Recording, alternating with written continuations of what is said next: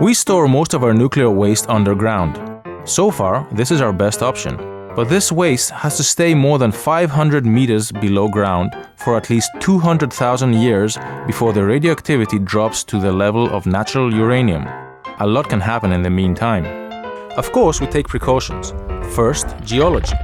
We choose appropriate sites in order to avoid dangerous incidents. Second, materials and isolation. We use the best possible canisters, and we cover the inner layer of the rock chamber with a special kind of clay called bentonite to seal it from the outside.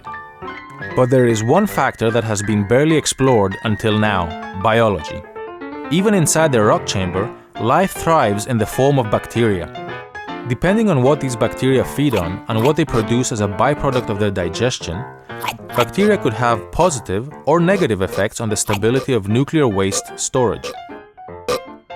EPFL scientists are exploring waste repositories to better understand how bacteria affect them.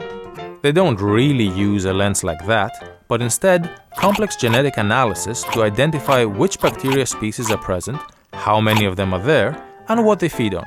The scientists discovered a bacteria species that feeds on hydrogen. This is good news, and here is why.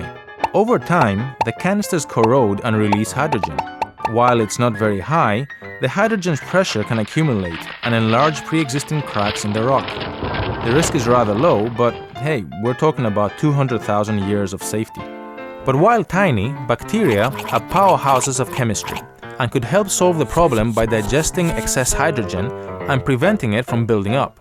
Of course, we first need to make sure that these hydrogen-eating bacteria are alive and thriving, well before corrosion can cause hydrogen leaks.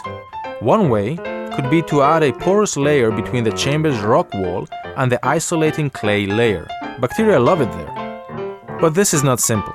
We are talking about many different species of bacteria inside the chamber. Some feeding on hydrogen and others feeding on other stuff, even on dead bacteria. This fine-tuned ecosystem can change over time, favoring one species over another.